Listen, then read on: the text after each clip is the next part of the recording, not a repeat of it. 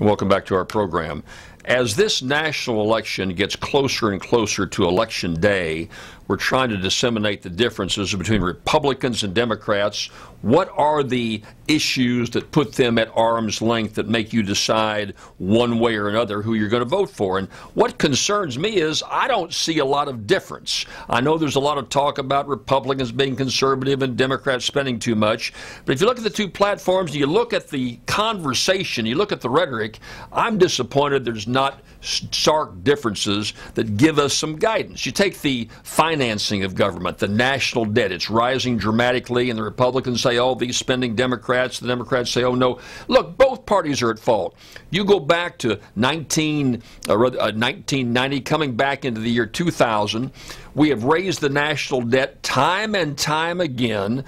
Both parties have approved the raising of the national debt. Paul Ryan, the vice presidential candidate with Mitt Romney, member of Congress, voted probably 10 times to raise the national debt. So he doesn't have any big mark or any control of the spending issue. They had this Simpson-Bowles group, this committee that got together to find ways to cut the cost of government. Appointed by the president, half Republican, half Democrat. Paul Ryan was on that commission. You know what? He voted against it. They came back with a number of spending cuts. Now he's saying, well, it wasn't enough. Well, is that a reason to vote against it? It was a big step in the right direction, but according to Ryan, it wasn't enough. GM bailout? I didn't think it was a good idea. Ryan and a number of Republicans voted for it. TARP, bailing out the banks, the savings and loans, bailing out the insurance companies. Ryan and a number of Republicans all voted for it. So you wonder, where is the responsibility when it comes to spending? Ryan did vote against the stimulus plan, but then he was the first in line to write letters saying, hey, I want some of the money for my district.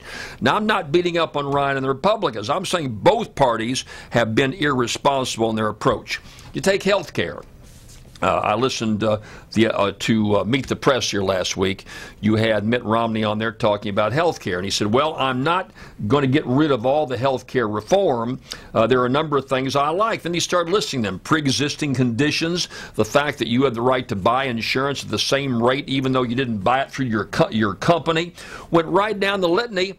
And I'm thinking, this sounds like Obamacare to me. I don't see a whole lot of difference. And by the way, I pick up my Esquire magazine. Clint Eastwood's on the cover, just came out. And they have a big article on Romney. And in the article, they have a portrait of him in the governor's mansion from when he was governor of Massachusetts. You probably can't see this photograph right here. But on his desk, he's sitting by his desk. On his desk are two things. One is a picture of his wife. Got a lovely wife. I'm a very big fan of Ann Romney. Got a picture of his wife here in the corner.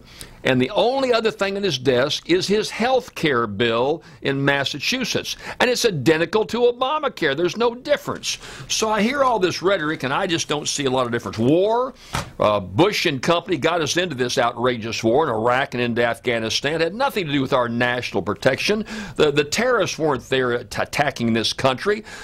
You know, a handful of crazy Saudi Arabians with box cutters brought this country to its knees.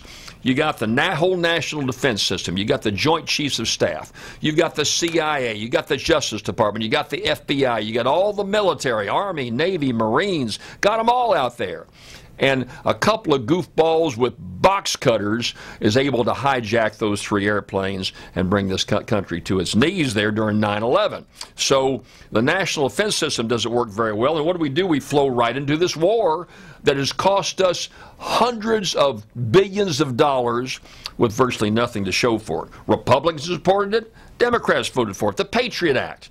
Patriot Act basically takes away your constitutional protected rights in terms of a whole number of issues. Lets the government impede upon your life, go into your home, seize your phone records. I could go on and on and on with you. George Bush proposed it, all for it. Both parties voted for it. Then Obama comes back and makes it stronger, takes more of your rights away from you. Both parties, I've said it time and time again, you can put both parties in a sack and shake them up. When it comes to being responsible in terms of personal freedom and economic freedom, there's not a dime's worth of difference between the two parties. If you missed the segment, earlier in the show we had Governor Jesse Ventura. Got a great new book out called Demo Crips and Reblood Cans. What he's making reference to is, you know, in Los Los Angeles, the street gang, or West Side Story. Remember the movie West Side Story? You had the Crips and the Bloods. Those were the two gangs. And so he's playing off that fact that the two gangs are no different than what you're seeing in Washington, D.C. No more gangs in government, he says. Governor Ventura, and I'm a big fan of Jesse Ventura. I like the guy. Was a great guest on our show. He says abolish both parties. Neither one of us are doing any good. So I just share those thoughts with you as you go to make your decision. There are some libertarian candidates out there. There's some independent candidates out there.